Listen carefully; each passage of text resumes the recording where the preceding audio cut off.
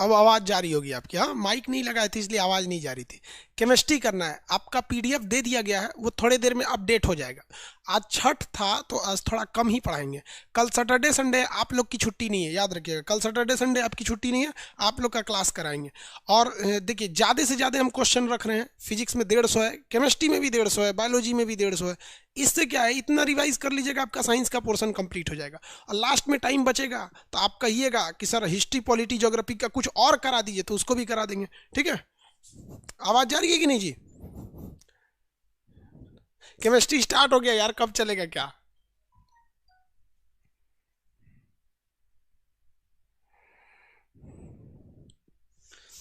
आवाज जा रही है कि नहीं?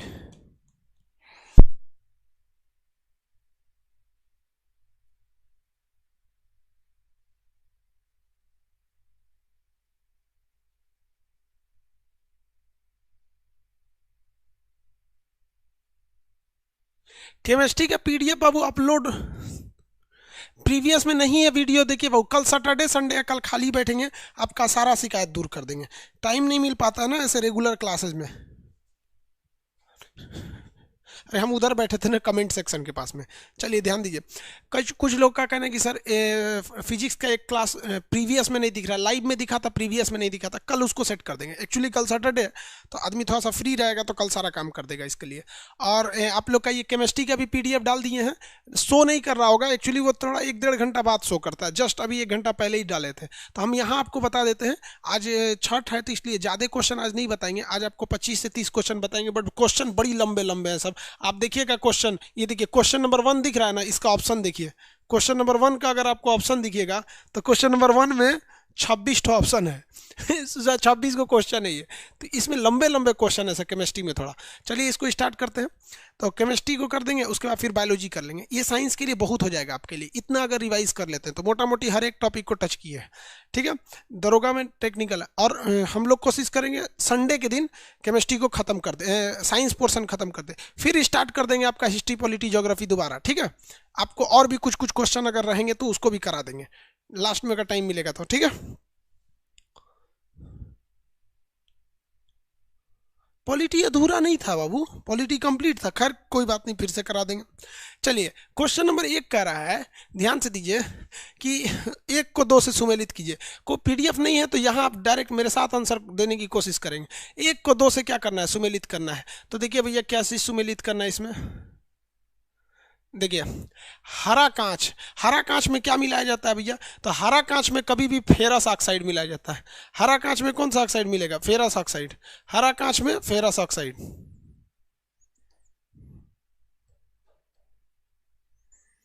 हरा कांच फेरस ऑक्साइड। कीटनाशक के रूप में किसका प्रयोग करेंगे? तो कीटनाशक के रूप में आयोडीन का प्रयोग करेंगे। कीटनाशक के रूप में आयोडीन का प्रयोग। तो इसका ये सही, उसका ये सही। अगला कह रहा आमाशय है, पेट में। पेट में कौन सा एसिड पाया जाएगा? तो पेट में पाया जाएगा हाइड्रोक्लोरिक एसिड। तो पेट में पाया जाता है हाइड्रोक्लोरिक एसिड। अगला कह रहे हैं विरंजक। विरंजक का मतलब होता है जो किसी दूसरे चीज का रंग को उड़ा दे। तो जब रंग को उड़ा देता है तो उसे कहते हैं विरंजक, रंग उड़ा देता है। तो रंग उड़ाने का काम कौन करता है? क्लोरीन करता है। क्लोरीन के अलावा H2O2 भी काम करता है, ये भी रंग उड़ा देता है किसी चीज का। क्लोरीन क्या है? विरंजक है, ब्लीचिंग है, ब्लीच कर देता है। चेहरे पे भी एक ब्लीच आता है, कचड़ा वचड़ा निकाल के नोच के लेके चल जाता है। POP, plaster of Paris. देखिए जब कभी जिप्सम को सुखा देते हैं तो प्लास्टर बन जाता है। हाथ पे जो चढ़ाया जाता है ना, ये होता है जिप्सम, सूखने के बाद हो जाता है प्लास्टर ऑफ पेरिस। तो देखिए इसमें पानी की कमी होती है। तो पीओपी क्या है? कैल्शियम सल्फेट है, लेकिन इसमें ज़्यादा पानी नहीं रहता है, आधा पानी रहता है। कैल्शियम सल्फेट में आधा पानी रहता है। अगर आपको इसका फॉर्मूला लिखना है तो कैल्शियम सल्फेट का क्या हो जाएगा? CaSO4, CaSO4। ठीक है, अब जितना ये है इसका आधा पानी कर दीजिए, ½ H2O। तो अगर पानी उड़ गया है, ½ H2O हो गया है, तो क्या चीज़ है? पीओपी है। लेकिन जब डॉक्टर लगाता है तो गीला करके लगाता है, वो जिप्सम लगाता है, तो इसमें आधा पानी ना करके 2 गुना पानी कर दिया जाता है। तो वो क्या हो जाता है? जिप्सम हो जाता है। इसलिए क्वेश्चन आपसे एग्जाम में ये पूछ सकता है कि जिप्सम का निर्जलीकरण, मतलब जिप्सम से पानी को निकाल दीजिएगा, उसमें जल नहीं रहेगा तो निर्जल हो जाएगा। तो जिप्सम का निर्जलीकरण से क्या मिलता है? तो प्लास्टर ऑफ पेरिस, पीओपी बन जाता है। हाथ पे डॉक्टरवा नहीं बांध देता ऐसे, टूटल है तो घूमते रहिए 40 दिन लेके, समझ में आएगा। तो ये पीओपी होता है, प्लास्टर ऑफ पेरिस। सोडियम एजाइट, आप में से कितने लोग बता सकते हैं सोडियम एजाइट क्या होता है?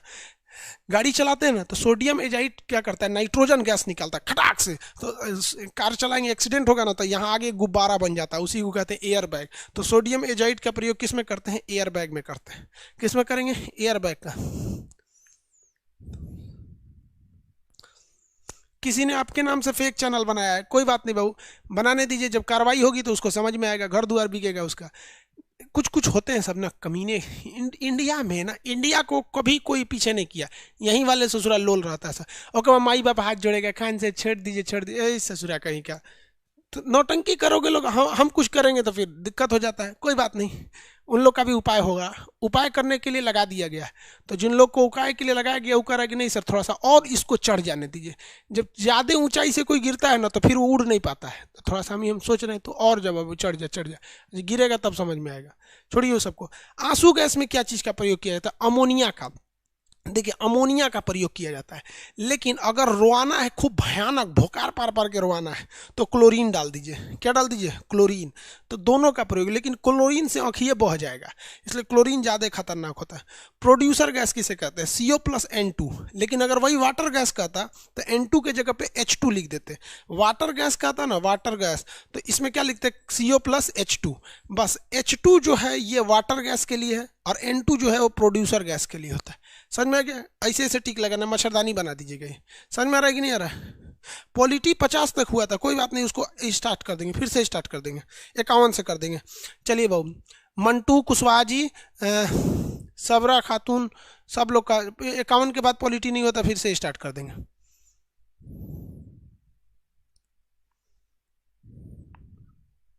ठीक है मंटू कुशवाहा जी, सुभाष कुमार, ठीक है भाई, पॉलिटी कर देंगे। इतना समझ में आ गया ना? इसको ऐसे मच्छरदानी की तरह घेर लेना है। क्या कर लेना है? मच्छरदानी की तरह घेर लेना है। आगे देखते हैं। प्रोड्यूसर गैस तक हो गया। वाटर गैस, देखिए वाटर गैस में क्या होगा? CO+H2 हो जाएगा वाटर गैस।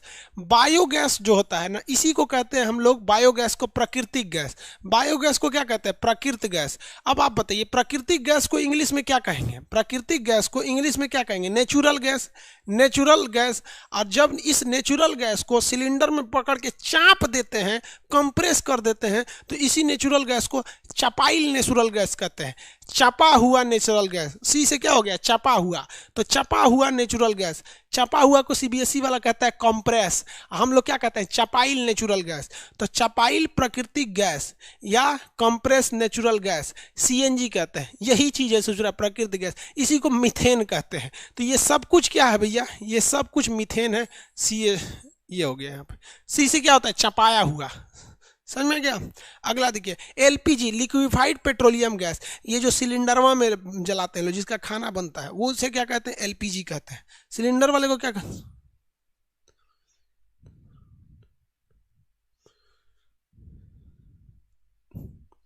ठीक है।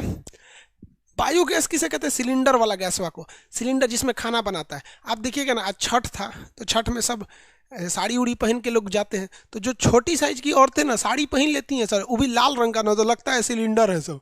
छोट साइज की लड़की अगर साड़ी पहन लेती है सिलेंडर लगने लगती है। तो वही ललका सिलेंडर में क्या होता है? तो इसमें क्या होता है भैया? तो इसमें होता है प्रोपेन। इसमें क्या होगा भैया? प्रोपेन और ब्यूटेन। ये रहा प्रोपेन और ब्यूटेन। लेकिन एक चीज खराबी है बाबू, ये ससुरा आग बड़ी तेज पकड़ते हैं सब, चाहे जो भी गैस हो ना, आग बड़ी तेज पकड़ता है।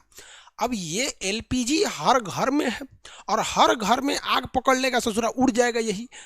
इसकी सबसे बड़ी खराबी, ये खचरा जो होता है महकबे नहीं करता है, तो इसमें बसौना चीज मिला दिया जाता है, भक भक महके। तो भक भक महकने के लिए बसौना चीज जो मिला दिया जाता है ना, तो मरल चूहा ऐसा महकता है गैस। तो आदमी कहता है गैस लीक हुआ है, गैस लीक हुआ है। अरे यार वो LPG नहीं महकता है, उसमें बाहर से मिलाया है इथाइल मरकैप्टन। क्या मिलाया है? इथाइल मरकैप्टन, C2H5 SH, इसको 5 मत समझिएगा, SH होता है, सल्फर का होता है वो। सल्फर गंध बहुत भयानक देता है, गंधक बोलबे करते हैं उसको, गंध इतना भयानक देता है गंधक बोलते हैं। C2H5SH। अब कुछ लोग इसको मिथाइल मरकैप्टन कहते हैं, भैया मीथेन, मिथाइल जहरीला हो जाता है, इथाइल मरकैप्टन लगा देते हैं तो LPG नहीं महकेगा, लेकिन उसमें मिला दिए तो महकेगा भयानक। लोग कहेगा पतो कहाँ भी, अरे किचन में भड़क जाएगी, बंद कर, तो लोग बंद कर देते हैं, समझ गया। CNG का मतलब C से चपाइल, N से नेचुरल, G से गैस, चपाइल नेचुरल गैस, तो ये तो बायोगैस ही है। चपाइल नेचुरल गैस क्या है? बायोगैस है। तो भैया इसमें क्या लिखेंगे? जैव ईंधन हो जाता है। बायोगैस ये रहा, प्राकृतिक गैस कहिए या बायोगैस कहिए, अरे प्रकृति नेचुरल है तो है यार, यहाँ पे और कौन सी है, समझ में आ गया कि नहीं? हाँ बाबू, पॉलिटीपीडिया बोले ना, सैटरडे के दिन खाली बैठेंगे सब कर देंगे। आगे बढ़े। रोशन आनंद जी कह रहे हैं सर पढ़ने के बाद पढ़ाई से प्यार हो जाता है। बस प्यार हो गया तो फिर पूछना क्या? अब कोई आपको कहेगा मत पढ़ तो भी नहीं कहेंगे, बस सोच रहा पढ़ाई से प्यार हो गया, एक से पढ़ेंगे। अगला कह रहा कोल गैस। कोल गैस जो होता है ना, कोयले को जलाने के बाद बनता है। अब आपको पता है कि दुनिया का कोई भी चीज जलाइएगा, अगर वो कंप्लीट जल गया, ध्यान से समझिए, मेरी ओर ध्यान से समझिए, अगर वो कंप्लीट जल गया तो CO2 छोड़ेगा, CO2, और तनी सा बच गया तो कार्बन मोनोऑक्साइड जोड़ेगा। तो याद रखिएगा, कहेगा कि ईंधन यानी फ्यूल के पूर्णतः दहन से, मतलब कंप्लीट जल जाने से कौन सी गैस निकलती है? तो CO2। लेकिन कहेगा ईंधन के यानी फ्यूल के अपूर्ण दहन, पूरी तरह से नहीं, अपूर्ण दहन से कौन सी गैस निकलेगी? तो कार्बन मोनोऑक्साइड निकलेगा, CO। आधा जला तो CO, अब पूरा जल गया तो CO2। क्या हो गया? CO2, ये कोल गैस में। अब एक बात बताइए, कोयला जो है प्राकृतिक रूप से मिलता है, और कोयला के खदान में मीथेन भयानक रहते हैं। कोयला के खदान में मीथेन की कोई कमी नहीं रहती है, और मीथेन में हाइड्रोजन की अधिकता होती है। देखिए CH4 किसकी अधिकता है? हाइड्रोजन की। तो कोयला के खदानों में, अब देखिए, कोल गैस कोयला के गैस वाले से मिलेगा। कोयला कंप्लीट जलबे नहीं करता है, सोचो कितना कोयला जला दिए, थोड़ा सा बचेगा, जो जल गया वो CO2 छोड़ा, जो बच गया वो CO छोड़ा। कोयला के खदान में मीथेन रहता ही है, और मीथेन में हाइड्रोजन की अधिकता रहती ही है। तो ये हो गया आपका कोल गैस। सिंपल सा फार्मूला, ऑप्शन में जो सबसे लंबा दिखे मार दीजिए कोल गैस, अभी ना कि कुछ मिले मार दो। समझ गया? कुछ मिले तो मत मार देना यार। अगर भैया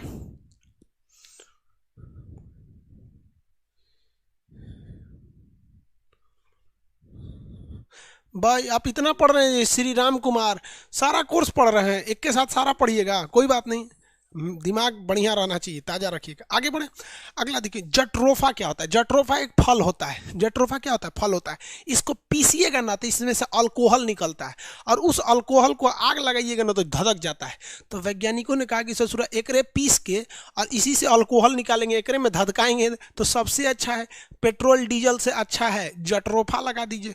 जट्रोफा का भाई होता है रतनजोत, उसको लगा दीजिए। तो ये एक तरह का बायोडीजल है, बायो ईंधन है, बायोलॉजी के हिसाब से नुकसान नहीं करेगा। हम लोग बायो ईंधन है, मर जाएंगे अगर जला दीजिएगा तो कोई दिक्कत नहीं, दफना दीजिएगा तो भी दिक्कत नहीं, प्रदूषण थोड़े करेंगे हम लोग, समझ में आया? तो ये जट्रोफा चाहे रतनजोत, ये दोनों के दोनों कैसे हैं सब? जैव ईंधन है सब। तो देखिए इसका क्या हो जाएगा? हाइड्रोजन, ये हो गया।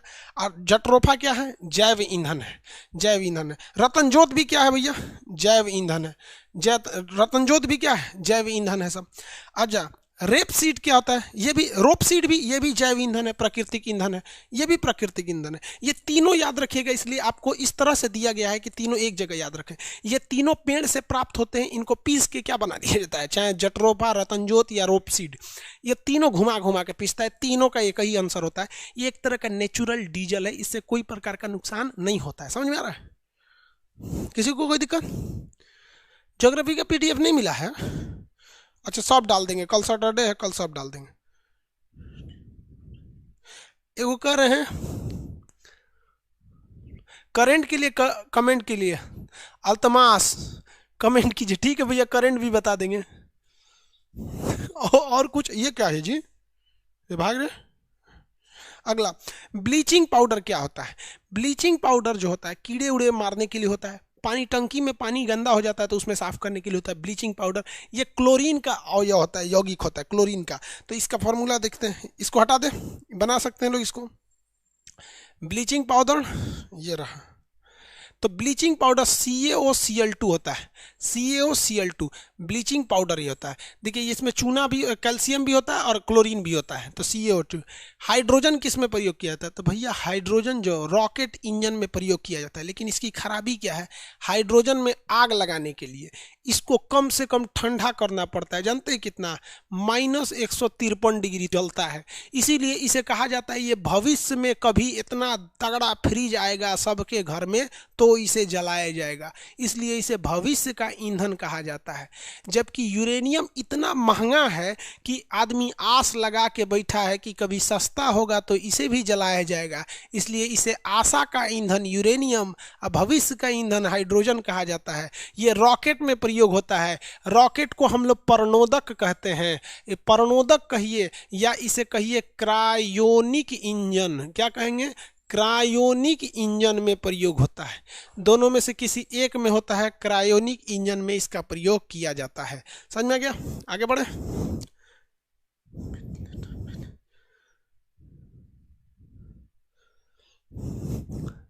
अविनाश कुमार कह रहे हैं कि जॉब मिले ना मिले लेकिन जानकारी जरूरी होना चाहिए।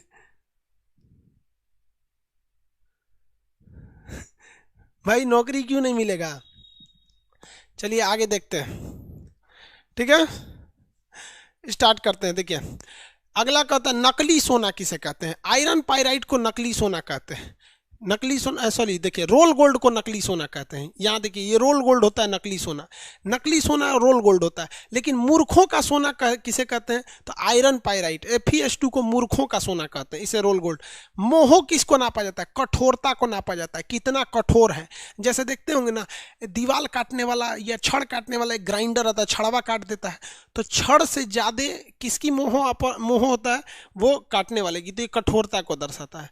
पावर अल्कोहल किसे कहते हैं? देखिए जब कभी भी पेट्रोल में आप अल्कोहल मिला देते हैं तो पेट्रोल जलने के बाद पावर देता है, लेकिन उसमें अल्कोहल मिला दिए और धधक के जलता है। तो पेट्रोल प्लस अल्कोहल को क्या कहते हैं? Power alcohol. Petrol plus alcohol को पावर अल्कोहल। लाइटर में क्या होता है? सिगरेट जलाने वाला लाइटर, सिगरेट जलाने वाले लाइटर में ब्यूटेन होता है। सिगरेट जलाने वाले लाइटर में क्या होगा? ब्यूटेन पाया जाता है। ब्यूटेन देखते हैं ना, पहले सिगरेट वगैरह पीता था आदमी, अब तो बहुत कम। मरकैप्टन, भैया ये तो महकने वाला चीज़ है। मरकैप्टन क्या चीज़ होता है? कहाँ लगाया जाता है? तो LPG रिसाव का पता लगाने के लिए, LPG रिसाव का पता लगाने के लिए। अगला कह रहा है प्रभाजी आसवन। देखिए जब कभी किसी दो चीज़ों में बहुत कम का अंतर हो तो उसे गर्म करने के लिए कई लेयर में गर्म किया जाता है, ताकि जैसे देखिए पेट्रोल और डीजल बहुत कम का अंतर रहता है और निकलता है दोनों पेट्रोलियम से ही है। गर्म करिएगा ना तो कुछ डीजल बन जाएगा, कुछ पेट्रोल बन जाएगा, इसलिए इसे 2 लेयर में गर्म किया जाता है। जिस तरह से मोमोज को गर्म किया जाता है 2 लेयर में, पेट्रोल क्या हो जाता है? ऊपर चला जाता है, डीजल नीचे हो जाता है, और दोनों में अलग अलग टोटी निकाल लिया जाता है। तो जब कभी किसी चीज़ में बहुत कम का अंतर हो, एक के जैसा लगे, तो उसे अलग करना है तो प्रभाजी आसवन, कई लेयर में। लेकिन 2 अलग अलग चीज बिल्कुल ही अलग है तो उसे अलग करने के लिए सिंपल सा आसवन विधि। जैसे पानी में चीनी मिल गया है तो क्या दिक्कत है? गर्म कर दीजिए, पनिया उड़ जाएगा, चीनी रह जाएगा। प्रैक्टिकल कर लीजिएगा, 1 चम्मच पानी लीजिएगा, उसमें चीनी घोल दीजिएगा, पनिया गर्म कीजिएगा, 10 मिनट में पनिया उड़ जाएगा। क्लास में जब पढ़ा रहे थे ना तो एक लड़का को कहे थे तो क्या किया पता, 1 पतीली पानी ले लिया, उसमें इतना चीनी डाल दिया, बेचारा 3 घंटा 2 घंटा तक बेचारा उगाया था। कह रहे सर मेरा सिलेंडर खत्म हो गया गैस का। अरे पागल कहीं क्या, एक्सपेरिमेंट किया जाता है तो छोटा चीज पे ना, ले घायली बैठ गया था। ये समझ में आ गया? प्रभाजी आसवन हो गया। तो प्रभाजी आसवन से किसका करते हैं? पेट्रोलियम का कहते हैं, पेट्रोलियम का करेंगे। समझ में आ गया कि नहीं आ गया? किसी को कोई दिक्कत है? 25 तक हो गया?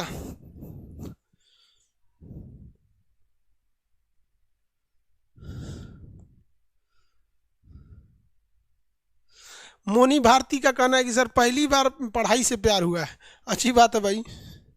अगला क्वेश्चन देखते हैं, 25 नंबर देखते हैं। 24 कहाँ तक हो गया? अब यहाँ तक देखिए, कह रहा है कि आसवन यानी भाप आसवन, भाप बना के उड़ा के। तो भाप बना के उड़ाना है तो चीनी पानी को अलग कर दीजिए, नमक पानी को अलग कर दीजिए, तभी ना भाप बन के उड़ेगा। पेट्रोल और डीजल को नहीं, एक जैसे चीज़ों को अलग करना है तो प्रभाजी आसवन कई लेयर से, फ्रैक्शनल डिस्टिलेशन। तो इससे किसको अलग करेंगे? जल का शोधन कर सकते हैं, जल में अगर पानी गिर गया है या नमक गिर गया है तो उसे साफ कर सकते हैं, तो इससे कर सकते हैं। अब मान लीजिए जल में मिट्टी गिर गया है तो भी साफ कर सकते हैं। कैसे? आप कहेंगे कि खान सर पगला गए हैं, जल में मिट्टी कैसे साफ होगा भाप से? तो देखिए हम साफ करा के दिखा देते हैं कैसे साफ होगा।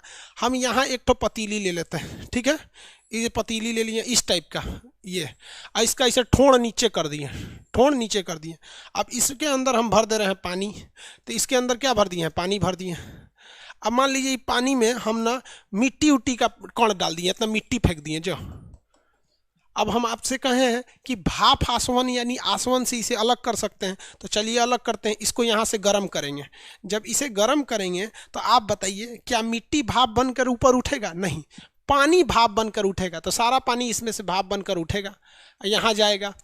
अब यहाँ जाएगा तो ससुरा पनिया भाग जाएगा यहाँ, तो फिर फायदा क्या हुआ? फायदा क्या हुआ? तो इसके लिए करते हैं हम लोग कंडेंसर लगा देते हैं, एगो यहाँ बोरा बांध देते हैं। कंडेंसर मतलब क्या होता है? बोरा बांध दीजिए और इसको पानी से छिड़क दीजिए, पानी छिड़क दीजिए। उसी को सीबीएसई बोर्ड वाला कहता है कंडेंसर है। अरे घंटा कंडेंसर है। हमारे यहाँ बिहार में लोग ठेला पे घैली बांधते हैं, लोग गर्मी के दिन में सतुआ पियाने के लिए, और ठेलवा को लाल कपड़ा से ढक के पानी छिड़कते रहते हैं सर। उसको हम लोग भीगल गमछा कहते हैं, और उसको सीबीएसई वाला कंडेंसर कहता है। और लड़का सोच पगलाया रहता है, इसे सुना कंडेंसर कहाँ मिलेगा? हर घर में कंडेंसर होता है।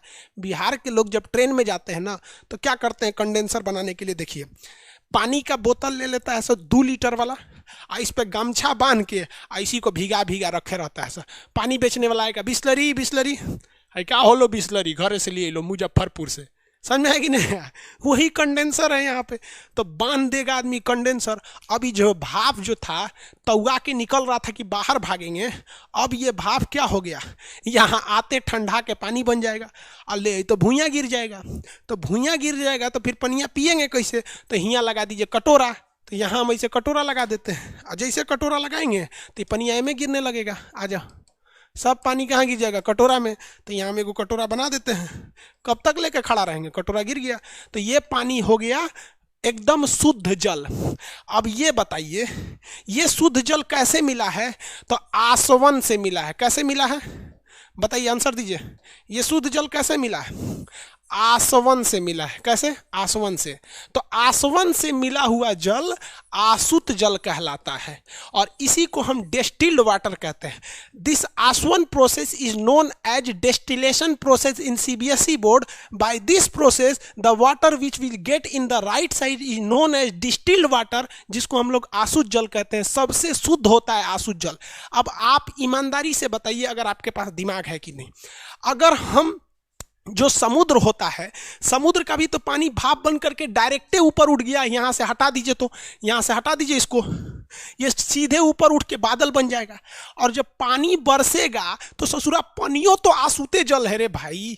तो वर्षा का पानी भी आसुत जल है, लेकिन वर्षा का पानी शुद्ध नहीं है, क्योंकि आदमी इन हवाओं में कोई सिगरेट धुआं उड़ाया है, किसी के मोटरसाइकिल का धुआं उड़ा है, किसी को HIV हो गया था उसकी लाश को जलाया गया तो वो धुआं में उठा है। अब जो पानी बरस रहा है वो तो आसुत जल है, लेकिन बीच में इतने धुआं धक्कड़ मिले हैं कि उसकी शुद्धता नहीं रह जाती है। इसलिए आसुत जल दोनों है, लेकिन वर्षा का जल शुद्ध रूप से पहुंचता नहीं है। सबसे शुद्ध जल आसुत जल होता है। समझ में आ गया इस आसवन से? किसी को दिक्कत?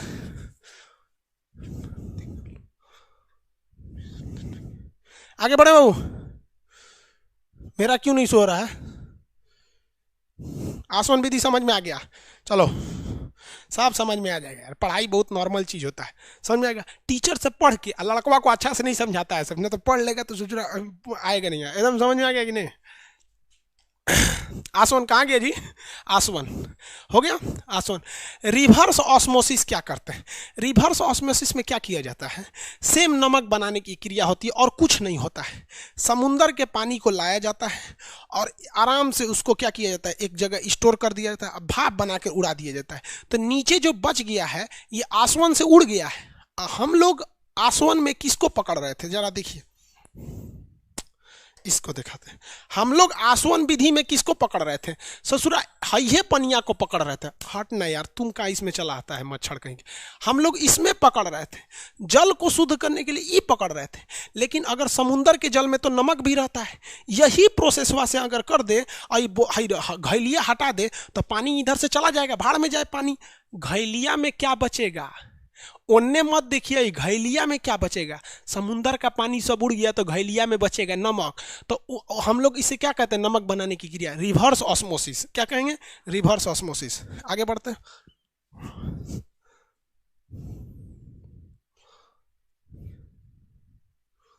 सवाल रहता है कि कौन सा शुद्ध रहता है? तो शुद्ध जल रहता है आशुद्ध जल। शुद्ध जल आशुद्ध जल होता है, वर्षा का नहीं होता है। अब तो कंसेप्ट से समझा ही दिए यार। वर्षा का जल में तो एसिड ड्रेन हो जाते हैं सर। इसीलिए तो कहा जाता है कि पहली बरसात में नहाइएगा तो खजुआट हो जाएगा, क्योंकि 1 साल का कचरा हवा में है। अब पहली बरसात में नहाएंगे तो सब कचरा पोत देगा शरीर में, तो खजुआट हो जाएगा। तो पहले के लोग पढ़े लिखे नहीं थे लेकिन तजुर्बे वाले थे, कहते थे सब कि बुनी बरसात नहिले है, चल अब ते घरे में नहाओ। तो बरसात में नहा के आएंगे तो घर वाला दोबारा घरे नहा लाता था, क्योंकि उसको पता था कि इसे शुद्ध जल से नहा के नहीं आया है, इसलिए बकोट के आदमी रखवा देता था। समझ में आ गया?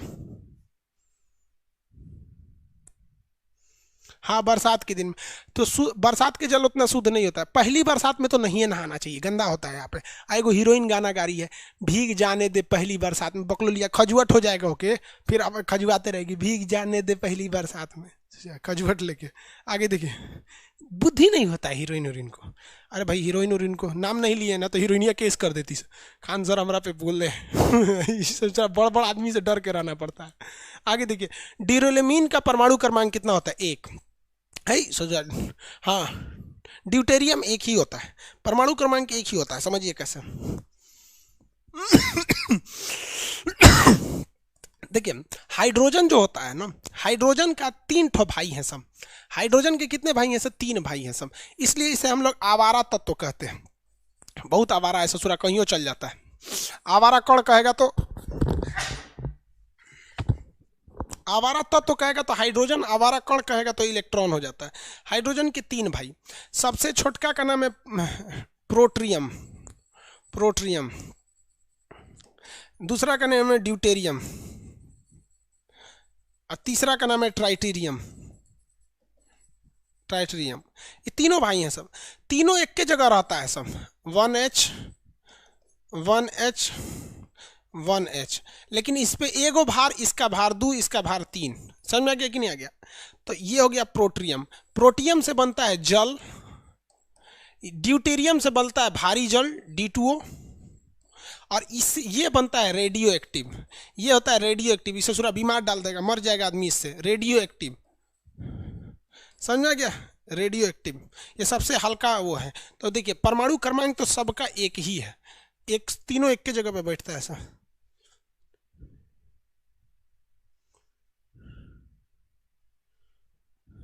आगे बढ़े बाबू।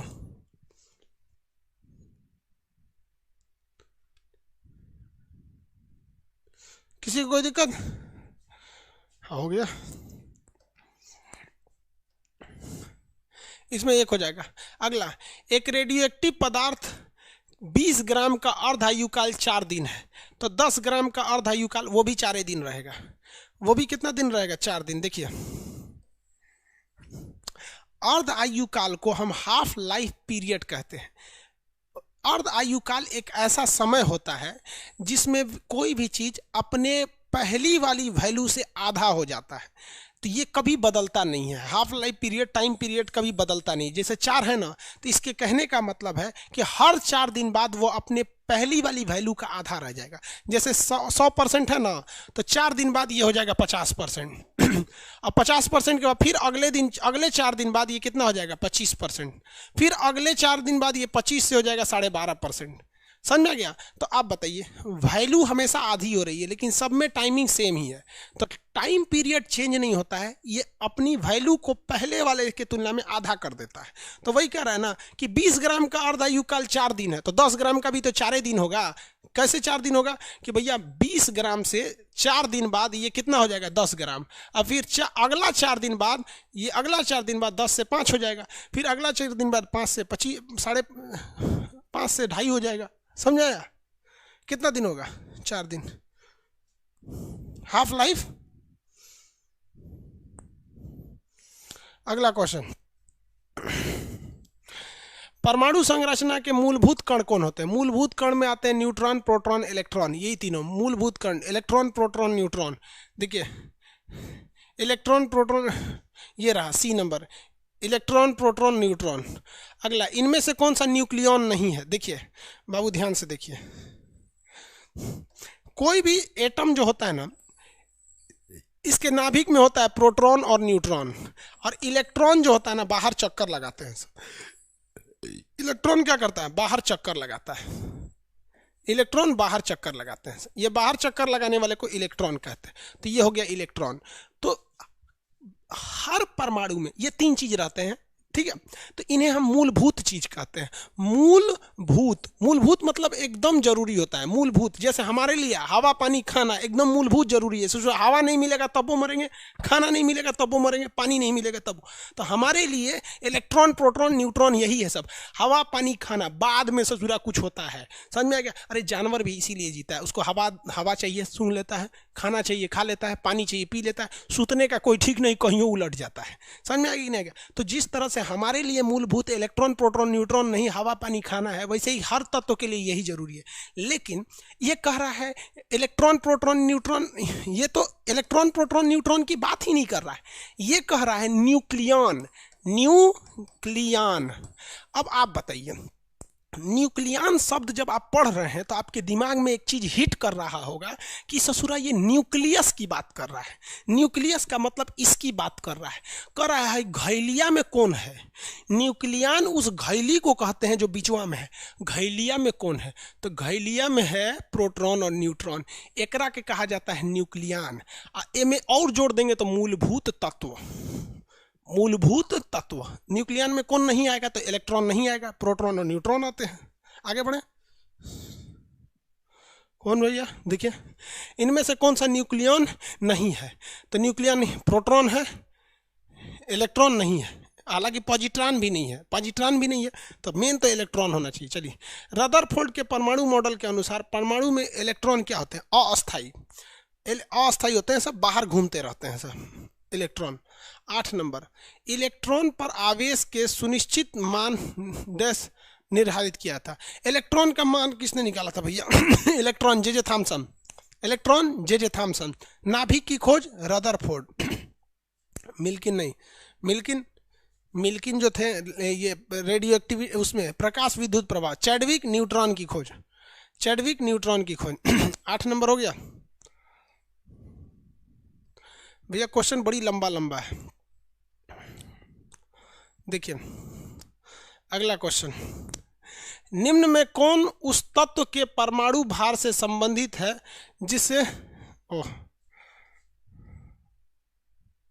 जिसके प्रत्येक परमाणु में 17 प्रोटॉन, 18 न्यूट्रॉन और 17 गो इलेक्ट्रॉन। कह रहा है कि इसका भार बताइए। इसका भार बताइए, क्या करना है? इसका भार बताना है। कैसे पता चलेगा? तो देखिए भैया, प्रोटॉन 17 गो है, इलेक्ट्रॉन 17 गो है। अमूमन ये दोनों हमेशा सेम होते हैं। न्यूट्रॉन 18 होता है। देखिए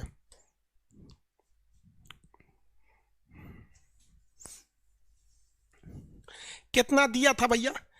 प्रोटॉन दिया था 17, न्यूट्रॉन दिया था 18 और इलेक्ट्रॉन दिया था 17, यही ना दिया था। और पूछ रहा था भार बताइए, पूछ रहा था भार बताइए। देखिए भाई, हमेशा भार जो निकाला जाता है वो नाभिक का निकाला जाता है। बाहर कक्षा में इलेक्ट्रॉन का भार ना निकाला जाता है ना ससुरा निकल पाता है, क्योंकि ये एक जगह स्थिर नहीं रहता है, गुचुर गुचुर घूमते रहता है। हमेशा क्या रहता है? गोलियाते रहता है। हम कहेंगे हमारा भार निकालिए, तो हम ऐसे ऐसे नाचेंगे, ससुरा भार निकलेगा? नहीं निकलेगा।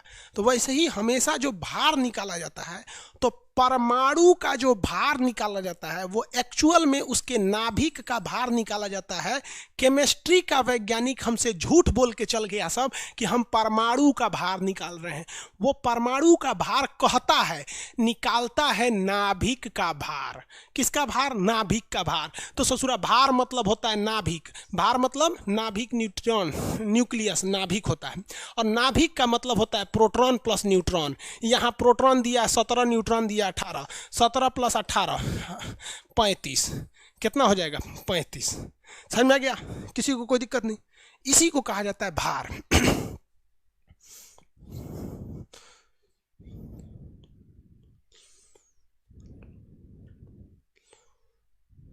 हो गया? रोहित सिरोगा क्या कर रहे हैं? या तो जगह बदल रहे थे, नेट पर। एनटीपीसी के लिए भी एक टॉनिक वीडियो, हाँ भैया उसके लिए भी हो जाएगा, आप टेंशन नहीं लीजिए। आगे देखते हैं। टॉनिक वीडियो जानते हैं कब आता है? एग्जाम के लास्ट में। इसमें कितना होगा? 35। अगला,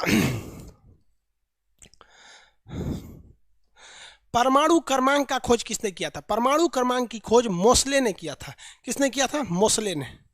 नाभिक की खोज रदरफोर्ड ने किया था। प्रोटॉन की खोज गोल्डस्टीन ने। लेकिन नाम किसने दिया था? तो रदरफोर्ड ने। प्रोटॉन खोज के गोल्डस्टीन दिखा रहा था, आई देखो आई देखो आई देखो आई देखो, तो रदरफोर्ड का देखे देखे कौन सी है रे, कौन सी है? ई, इसका नाम प्रोटॉन रहेगा। तो लोगों को कहता है कि ना प्रोटॉन की खोज रदरफोर्ड, ना वो नाम रखा था। समझ में आ गया कि नहीं आ गया? समझ में आ गया? जैसे किसी बच्चे को मान लीजिए आपको जन्म दी आपकी माता जी, जन्म दी, नाम कौन और सुझा देता है? मोहल्ले का कोई आके कह दिया बबुआ का ई नाम रख दीजिए, तो नाम रखा जाता है। तो थोड़ा ना हो गया कि वो आपका बाप हो गया। बाप तो जो बाबूजी हम वही ना हो जाएंगे। नाम रखने वाला को कब तो पंडित जी नाम रख के चल जाते हैं, इनका नाम ही होगा यहाँ पे। नाम रखा था ससुराई रदरफोर्डवा, खोज किया था गोल्डस्टीनवा। आगे बढ़े। क्वांटम सिद्धांत मैक्स प्लांक 1905। क्वांटम सिद्धांत मैक्स प्लांक 1905। ससुराई को अब्बे आके जुड़ा है, कर रहा है good evening sir.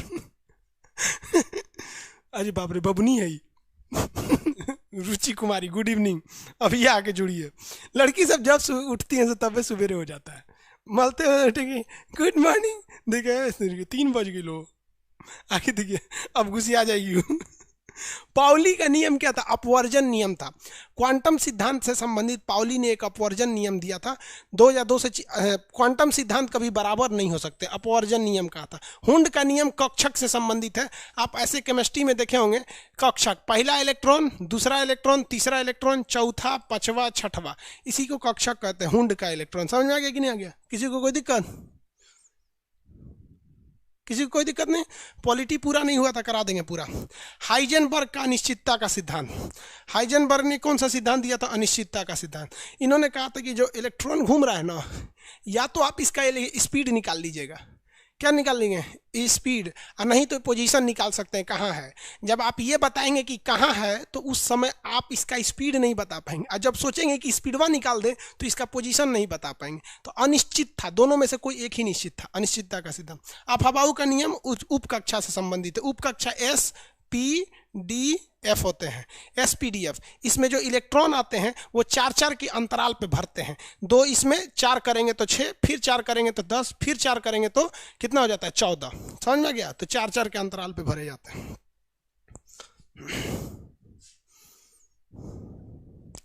Hindi medium से यूपीएससी करना चाहिए। जो लड़का ये पूछ रहा है कि सर हिंदी मीडियम से यूपीएससी करना चाहिए, भैया आपके पास दूसरा ऑप्शन भी नहीं है कोई। क्योंकि आपको अगर ये लगता है कि नहीं आप हिंदी मीडियम से पढ़े हैं और इंग्लिश में आंसर लिख दीजिएगा, तो इम्पॉसिबल है। क्योंकि इंग्लिश बोल लेना, इंग्लिश पढ़ लेना अलग बात होता है, लेकिन पूरे कोर्स को इंग्लिश कर देना ये अलग बात होता है। तो आपको तो अगर आप हिंदी मीडियम के हैं, सोचते हैं कि हम इंग्लिश मीडियम में दे, तो 2 साल लग जाएगा आपको अपना मीडियम चेंज करने में, समझ में नहीं आएगा वहाँ पर। इसलिए बेहतर है हिंदी मीडियम से ही दीजिए, ठीक है। और हिंदी मीडियम वालों के लिए थोड़ा सा तकलीफ केवल पीटी में होता है, जहाँ वो ज़्यादा छट जाते हैं। पहला पीटी में होता है, मेंस में उतना तकलीफ नहीं होता। हाँ, मेंस में भी होता है लेकिन उतना तकलीफ नहीं होता। लेकिन दिक्कत क्या होता है, हिंदी मीडियम वाले पीटी से ही ज़्यादातर छट जाते हैं। उसका भी एक तरीका है यार पीटी निकालने का भी। देखो एक बात हम सीधी सी बात बताते हैं, जो व्यक्ति हार्ड वर्क करेगा वो कभी आगे नहीं जाएगा, याद रख लेना। हार्ड वर्क केवल आपका पेट पाल सकता है। जब भी आप स्मार्ट वर्क करिएगा तो आप आगे जाइएगा। स्मार्ट वर्क, गूगल क्या करता है? स्मार्ट वर्क करता है। आपका मोबाइल तब तक नहीं चलेगा जब तक आपके अंदर एक ईमेल आईडी नहीं है। और याद रखिए, गूगल आपको बेवकूफ बना रहा है, ईमेल आईडी बनवा रहा है फ्री में। हर लड़के का 2 गो ईमेल आईडी, 3 गो ईमेल आईडी। आने वाले 2 साल में गूगल कहेगा कि हम हर ईमेल आईडी का साल भर का हम फीस लेंगे। एक ईमेल आईडी से अगर वो 1 रुपया भी लेता है, ससुरा हिंदुस्तान में कम से कम 200 करोड़ मोबाइल है, 130 करोड़ लोग हैं, और हर आदमी का 3-4 गो ईमेल आईडी है। तो हम मान के चलते हैं एक आदमी के 1.5-2 गो, बचवा का नहीं भी है तो एगो हमारे पास 4-5 गो ईमेल आईडी है। 5-6 गो से ज़्यादा ही होगा यार। अलग अलग काम के लिए अलग अलग आदमी रखता है, बैंक में अलग, यहाँ अलग, यहाँ अलग। तो अगर 1 रुपया भी चार्ज किया ना गूगल एक ईमेल आईडी पे, तो एक झटके में वो इंडिया से केवल कमाएगा 200 करोड़। अब कोई हार्ड वर्क करके 200 करोड़ कमा के दिखाए, वो स्मार्ट वर्क करता है। तो हिंदी मीडियम वाले लड़के यूपीएससी में कम नंबर लाते हैं या फेल हो जाते हैं क्योंकि वो हार्ड वर्क करने लगते हैं। और इंग्लिश मीडियम वाला स्मार्ट वर्क करके निकल जाता है। हिंदी मीडियम वाला तो इसी बात पे कंफ्यूजन में है कि वो बिपिन चंद्रा पढ़े कि स्पेक्ट्रम पढ़े। यार पीटी निकालना है तो स्पेक्ट्रम बिपिन चंद्रा पढ़ो, और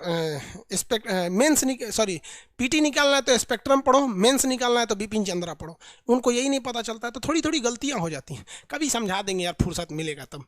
अब हम भी ससुरा हो गए हैं बुढ़ा गए हैं, अब ज़्यादा क्लास लेते हैं तो थक जाते हैं। अब यूट्यूब पे भी तो क्लास लेना रहता है, और अपना भी तो काम है। ऐसा थोड़ी है यार दिन भर पढ़ाते ही रहेंगे। बोरबरी का नियम कक्षा से संबंधित है। पॉजिट्रॉन की खोज किसने किया था? एंडरसन ने किया था। पॉजिट्रॉन की खोज एंडरसन ने। 11 नंबर, नाभिकीय रिएक्टर में ग्रेफाइट का काम क्या होता है? ग्रेफाइट स्पीड को धीमा कर देता है। विस्फोट की स्पीड को क्या कर देता है? धीमा कर देता है। तो या ग्रेफाइट लगाइए या भारी जल लगाइए, दोनों स्पीड को कम कर देते हैं। तो स्पीड को कम करने वाले को हम मंदक कहते हैं। मंदक, ग्रेफाइट का प्रयोग हम मंदक के रूप में करते हैं। मॉडरेटर स्पीड को घटा देता है। मॉडरेटर होता है स्पीड को क्या करता है? घटा देता है। किसी को कोई दिक्कत?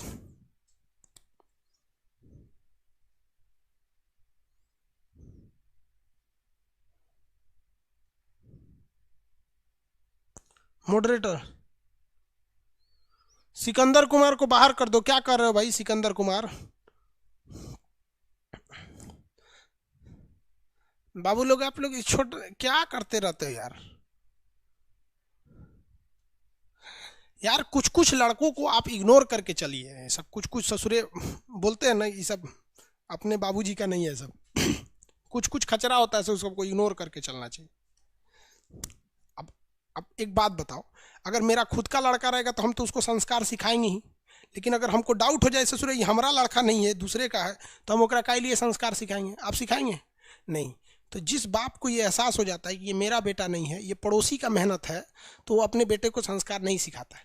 और वो हमारे मोहल्ले में, आपके गली में, यूट्यूब के कमेंट में कहीं ना कहीं ऐसे पड़ोसी की औलाद दिख जाते हैं, तो उनको इग्नोर करके चलिए कीजिए। बेचारा बाप की गलती है, टाइम नहीं दिया था। आगे चलते हैं। अपचायक किसे कहते हैं? देखिए, अपचायक उपचायक इसको हम ना साइड करते हैं, क्योंकि अभी आगे 4-5 तो क्वेश्चन इसी से रिलेटेड है, तो वहां हम ऑक्सीडेशन रिडक्शन को कंप्लीट समझा देंगे, इसलिए वहां पे इसको डिस्कस कर देंगे। ठीक है, चलिए यहां देखिए। किसी को कोई दिक्कत है? बाबू शांति से रहो, नहीं तो अभी कमेंट बंद कर देंगे। एक बटन दबाएंगे सबका कमेंट चल जाएगा बंद। विद्युत अपघटन पे ऑक्सीडेशन कहाँ होता है? ऑक्सीडेशन हमेशा एनोड पर होता है। ऑक्सीडेशन हमेशा एनोड पर होता है। ये भी एक अलग ही टॉपिक है, उसको एक अलग से समझा देंगे, आगे आएगा उसका ऑक्सीडेशन रिडक्शन। अगला, इलेक्ट्रॉन की साझेदारी द्वारा क्या बनता है? देखिए, जब कभी भी इलेक्ट्रॉन की साझेदारी होती है, यानी हम तुम्हारा काम चला देते, हम तुम्हारा काम चला देते, तो साझेदारी का मतलब होता है सहयोगी यानी दोस्त, उसे कहते हैं सहसंयोजी बंध। और जब कभी भी इलेक्ट्रॉन हमेशा के लिए दे दिया जाता है तो उसे कहते हैं विद्युत संयोजी बंध। जैसे विवाह, विवाह में क्या होता है? लड़कियां हमेशा के लिए दे दी जाती है कि अब तोहरे हो गई, अब नैहर आएगी तो मेहमान कहलाती है, तोहरे हो गई एकदम में, तो हमेशा के लिए दे दिया, तो विद्युत संयोजी बंध। और अगर केवल साझेदारी कह रहा है, साझेदारी, तो वो कौन सा आता है? सहसंयोजी बंध। समझ में आ गया कि नहीं? जैसे दोस्त दोस्त क्या होता है? सहसंयोजी बंध। हस्बैंड वाइफ क्या होता है? विद्युत संयोजी बंध। हर हस्बैंड वाइफ विद्युत संयोजी बंध होते हैं।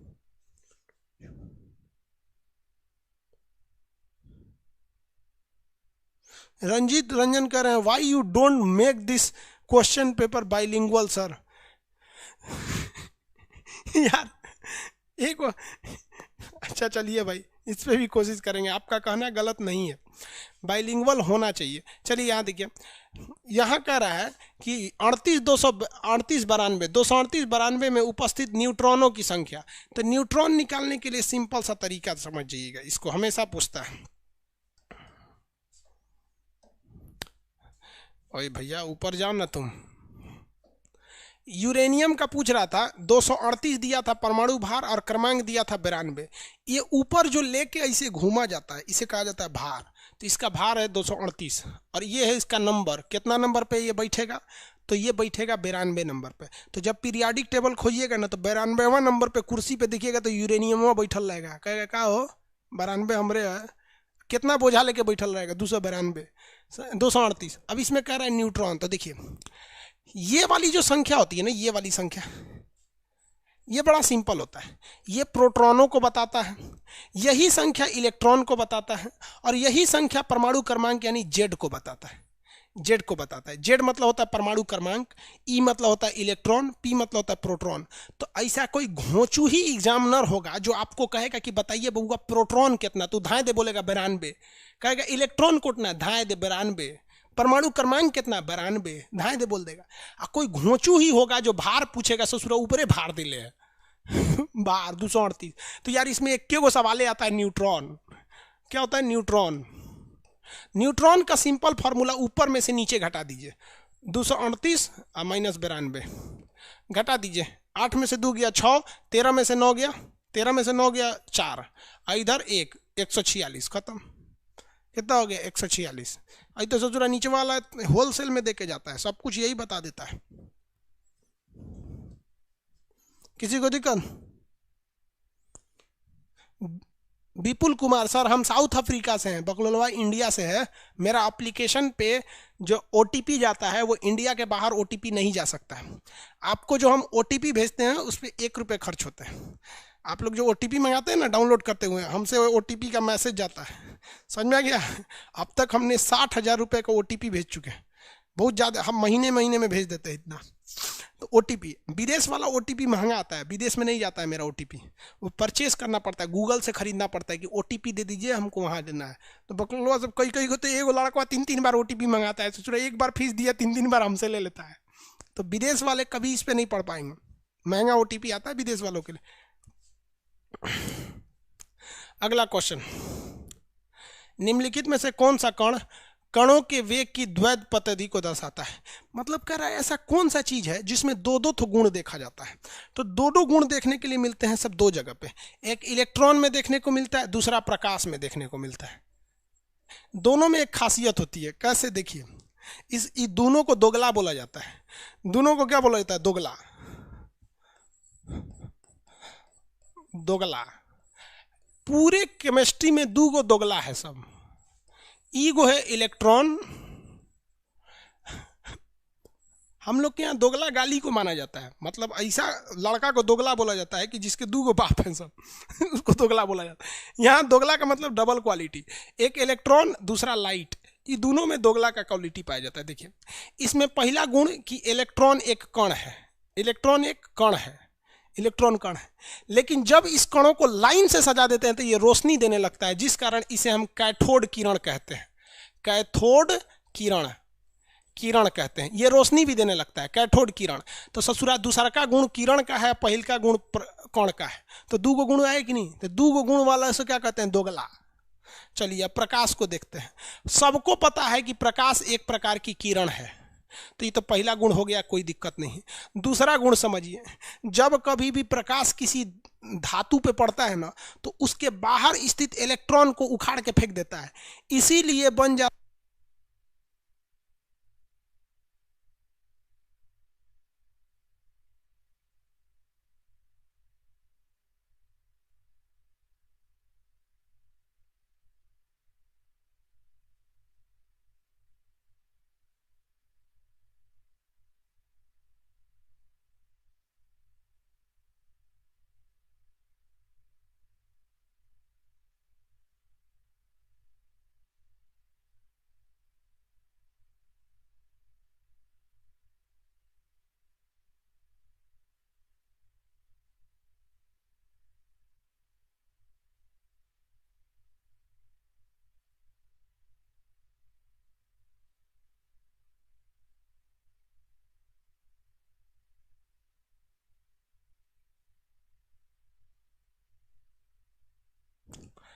समझ में आ गया ना बाबू? देखिए लाइट जो है ना वो किरण भी है, और सूरज की रोशनी छोटे छोटे कणों के रूप में आती है, जिन कणों को कहते हैं फोटान। तो आता है कण की तरह लेकिन दिखता है रोशनी की तरह। सेम वैसे ही होता है इलेक्ट्रॉन, रहता है कण की तरह, दिखता है इलेक्ट्रॉन रोशनी की तरह। इसी को कहा जाता है दोगला गुण।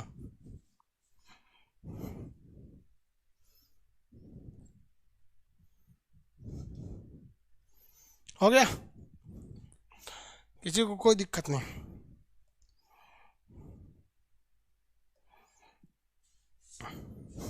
इसमें क्या होता है इलेक्ट्रॉन। अगला क्वेश्चन कह रहा है 17, सुमेलित कीजिए चार्ल्स का नियम किससे संबंधित होता है। तो देखो ये सब बड़ी भयानक पूछता है सर, चार्ल्सवा बायल्स वाला। ये चार्ल्स और बायल्स, इसका एक शॉर्टकट याद रखिएगा। चार्ल्स जो है ना टीवी देख रहा है,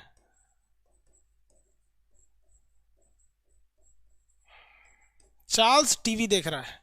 टीवी से क्या हो गया, temperature is directly proportional to volume. Temperature is directly proportional to volume, यानी टेम्परेचर बढ़ाइएगा तो कोई भी चीज़ का वॉल्यूम बढ़ जाता है। यानी दूध अगर 1 लीटर का है और गर्म कीजिएगा तो सोच रहा 2 लीटर इतना जगह ले लेता है फैल के, तो बोलते हैं दूध फट गिरने वाला है, वो झांकने लगता है, कितना बड़ा पतीली है ये। समझ में आ गया कि नहीं आ गया? ये हो गया। इसमें क्या चीज़ नहीं दिखा आपको, तो आपको इसमें प्रेशर नहीं दिखा। दूध को गर्म करने के लिए प्रेशर की जरूरत नहीं है, तो इसमें दबाव जो होता है ना वो कांस्टेंट रहता है। दबाव की कोई ज़रूरत नहीं है। जिस चीज़ की ज़रूरत नहीं रहती है उसे कहा जाता है कि कांस्टेंट है। क्या है? कांस्टेंट है। जैसे आप लोग अभी कुंवारे हैं, पत्नी की ज़रूरत नहीं है, तो क्या कहेंगे? पत्नी कांस्टेंट है, कोई दिक्कत नहीं है, हटाओ इसको। समझ में आ गया कि नहीं गया? तो चार्ल्स के नियम किस पे है? दबाव कांस्टेंट रहता है। तो देखिए तो यहाँ पे क्या कह रहा है, बॉयल का नियम। बॉयल के नियम पे क्या चीज़ स्थिर रहता है? बॉयला का नियम, अरे सोचो पहले बॉयल्स था, पहले हम चार्ल्स पे दबाव स्थिर रहता है ना, स्थिर दबाव। पहले हम चार्ल्स बना देखिए ना, चार्ल्स का नियम क्या चीज़ स्थिर था? दबाव। आगे बढ़े, बॉयला का नियम देखिए, बॉयल का नियम, बॉयल का नियम इसके लिए कहा जाता है VIP boy. VIP boy, boy से क्या याद रखिएगा? बॉयल का नियम, बॉयल का नियम। इन्होंने क्या कहा, वॉल्यूम आई से होता है इनवर्सली प्रोपोर्शनल टू प्रेशर। यानी अगर किसी चीज का प्रेशर बढ़ा दीजिएगा ना तो घट के चप जाएगा, यानी दाबिएगा तो पचक जाएगा। इसीलिए जब कभी दूध फफाता है, इसे फैलता है, तो आदमी हवा से उसको दाब देता है।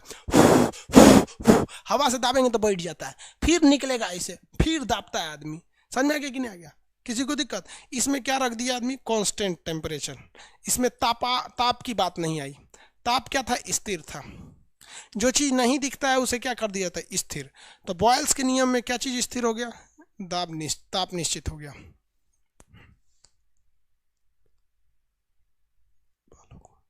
नेपाल वालों को क्या कह रहे हैं?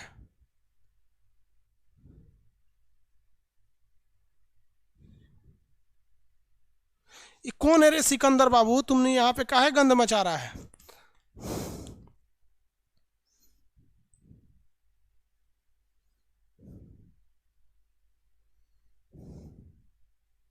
बाबू काहे नौटंकी कर रहे हो? अभी डिलीट कर देंगे, एप्लीकेशन से चले जाओगे, पैसा डूब जाएगा।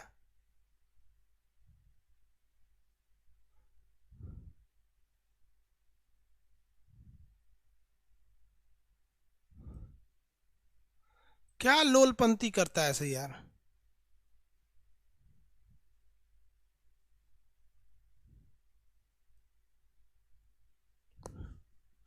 चलिए वो सैटरडे संडे को भी क्लास ले लेंगे।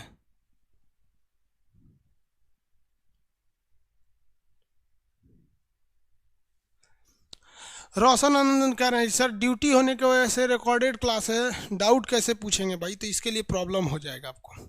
चलिए अब आगे देखते हैं, इसकी अभी कोई फैसिलिटी नहीं है। अगला क्वेश्चन देखते हैं। अगला क्वेश्चन कह रहा है एवोगैड्रो किससे संबंधित है? तो एवोगैड्रो एक संख्या है, 6.6 × 10⁻23 होता है। तो एवोगैड्रो क्या है? मोल की संख्या होती है। गैलुसाक का नियम दबाव से संबंधित है। ग्राहम ने किसका खोज किया था? तो ग्राहम ने ध्वनि का सिद्धांत दिया था, ग्राहम बेल। क्या बोल हाँ ये तो ठीक है, ये ऐसे था, ये ऐसे। एवोगैड्रो क्या था? मोलों की संख्या, गैलुसाक इस पे था। गाल्टन का नियम परस्पर था, ग्राहम विसरण पे संबंधित था। आदर्श गैस के लिए पीवी बराबर एनआरटी होता है। वास्तविक गैस उसे कहते हैं जिन गैस को छूने पे एक दबाव लगता है, तो वास्तविक गैस उन्हें कहते हैं जो दबाव लगाती हैं, और आदर्श गैस उसे कहते हैं जो दबाव नहीं लगाती हैं। देखिए गाल्टन सीटी बना, देखो भैया यहाँ वापस आते हैं। देखिए गैलुसाक का नियम स्थिर आयतन पर, ये तो ठीक है। ग्राहम का नियम विसरण से संबंधित था। गाल्टन ने एक ध्वनि, एक सीटी बनाया था जिससे ध्वनि निकलती थी।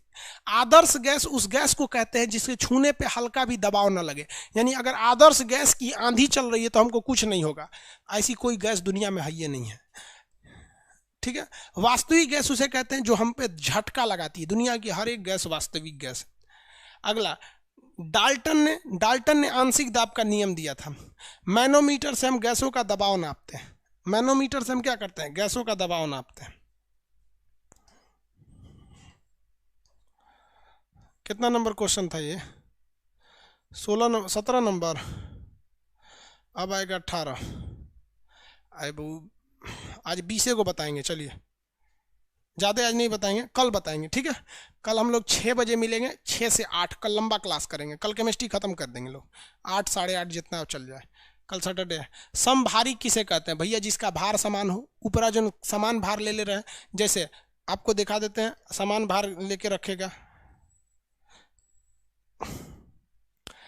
आर्गन जो होता है इसका परमाणु क्रमांक 18 होता है, इसके खोपड़िया पे 20 भार है, 40। कैल्शियम जो होता है ना, इसका भी परमाणु क्रमांक 20 है, लेकिन इस पे भी 40 से भार होता है। तो ये दोनों का भार बराबर है, तो इन्हें हम कहते हैं संभारिक। संभारिक उसे कहते हैं जिनका परमाणु क्रमांक यानी नंबर सेम नहीं रहे लेकिन ऊपर का भार सेम रहता है, उसे संभारिक या आइसोबार कहते हैं।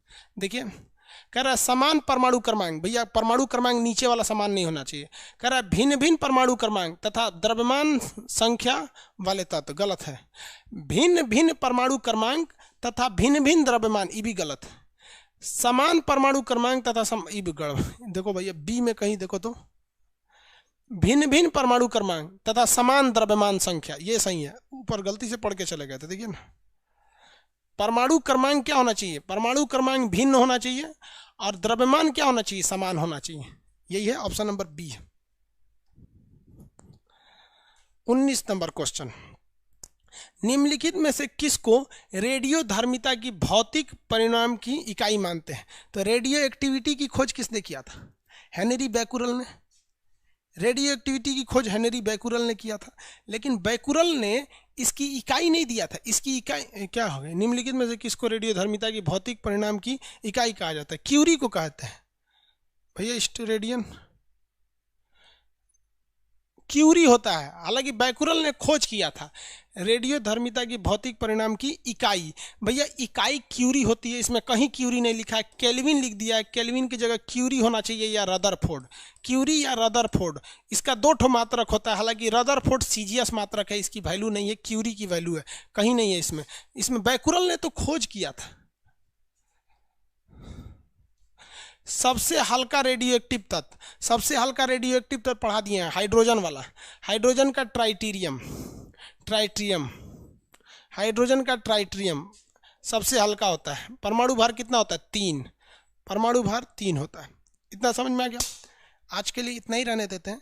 कल 6 बजे से 6:15 के बीच में हम कभी भी लाइव आ जाएंगे, आप लोग उस समय आएंगे। कल हम कंप्लीट करने की कोशिश करेंगे। कल 2 घंटे क्लास लेंगे, सैटरडे है। और कल आपका ज्योग्राफी का जो क्लास 18 तारीख का नहीं, ज्योग्राफी का पीडीएफ दे देंगे। ज्योग्राफी का पीडीएफ कल तो नहीं मिलेगा, संडे को मिलेगा। ज्योग्राफी का पीडीएफ, पॉलिटी का पीडीएफ, आप लोग का जो भी पीडीएफ है वो बचा हुआ है वो डाल देंगे। और एनसीईआरटी बुक्स दे देंगे, आप लोग खाली टाइम पे एनसीईआरटी पढ़िएगा लोग। सारा समस्या कल कर देंगे, लिख के रख दिए, ठीक है। कल हम मिलेंगे 6 से 6:15 के बीच में, कभी भी लाइव आ जाएंगे। थोड़ा आगे पीछे हो जाता है, समझे बाबू, आने जाने में थोड़ा सा, कभी हम भी मशीन तो है नहीं। चलिए मिलेंगे हम लोग अब कल, ठीक है। मन लगा के पढ़ा करो यार, सिकंदर हो या कोई भी हो यार, तुम सिकंदर हो चाहे पोरस हो या कोई भी हो यार, मन लगा के पढ़ाई करो। हमारे बहुत तकलीफ होता है यार। हमारे साथ के कुछ लड़के थे जो हमारे साथ पढ़े थे 7-8 में, आज देखते हैं कोई होटल खोला हुआ है, उसके दुकान पे कोई जाता है, 4 गो समोसा दो, बेचारा समोसा दे रहा है। मेरे साथ कुछ लड़के पड़े थे, इनके कपड़े की दुकान है, कोई आके कहता है गमछा दिखाइबो, तो गमछा दिखा रहा है, गंजी दिखाओ, अंडरवियर दिखाओ। यार बहुत अफसोस होता है। वो लोग भी अपनी ज़िंदगी हंसी मजाक से बिता दी।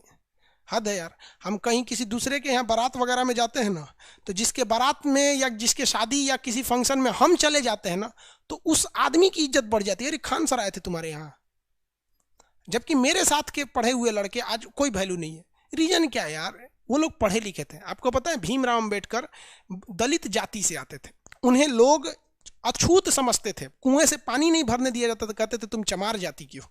लेकिन वो व्यक्ति पढ़ लिख कर इतना आगे चला गया, इतना आगे चला गया। कहा जाता है ना कि काबिल इतना बनाओ खुद को कि तुम्हें रोकने के लिए कोई कोशिश नहीं बल्कि साजिश करनी पड़े। तो आप मजाक मजाक में करोगे यार, मेरा क्या जाता है, हमें एक बटन दबाना है, चैट बंद हो जाएगा। कुछ जाएगा? कुछ नहीं जाएगा। जितनी बाबू आपके जिले की जनसंख्या नहीं है ना, उतने लड़कों को हमने पढ़ाया है। 10 से 12 लाख जनसंख्या होगा आपका। कितने लाख को पढ़ा के भेज दिए। कोई अपनी नौकरी पे है तो अपने लिए है, बेरोजगार है तो अपने लिए, हमारे लिए क्या है? आप बेरोजगार रहेंगे कोई फर्क नहीं है, रोजगार लग जाएगा तो 1 किलो मिठाई लेके आएंगे, इससे ज्यादा कुछ नहीं लेके आएंगे। ऐसा थोड़ी है। बहुत सारे टीचर को देखते हैं पब्लिसिटी, हमारा विद्यार्थी, हमारा बहुत सारा पब्लिसिटी है, हमको इस सबसे मतलब नहीं है पब्लिसिटी से। हम बस ये चाहते हैं कि आप अपने माँ बाप का सपना पूरा कर लीजिए, कि बुढ़ापे में माँ बाप आपके पैसे पे पैसा उड़ाएं। जिस तरह माँ बाप कैसे कहते हैं, है बहुत पैसा उड़ा रहा है, उस दिन आप अपने माँ बाप को बोलिए मम्मी पापा बहुत पैसा खर्चा कर देते हैं, फिर कहिए कोई बात नहीं खर्चा करिए, आप ही लोगों ने तो पढ़ाया है। नहीं पढ़ेंगे तो कुछ नहीं होगा। ठीक है, कल मिलेंगे।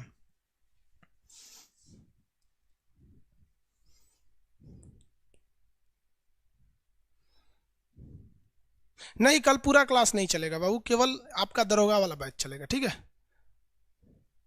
Good night.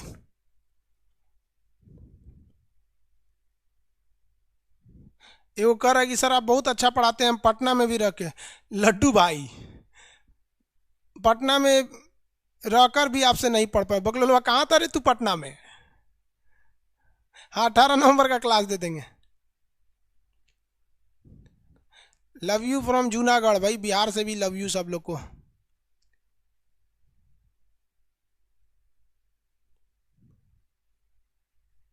कोई बात नहीं बाबू, कहीं भी पढ़िए आप लोग, किसी टीचर की अच्छाई बुराई नहीं करनी चाहिए, कहीं ना कहीं अपनी में कमी रहती है। ठीक है, अगर सब कुछ टीचर से हो जाता तो उसके सारे स्टूडेंट सक्सेस हो जाते हैं। ठीक है, कल मिलेंगे हम लोग। ओके, आप सब लोग को छठ की ढेर सारी शुभकामनाएं।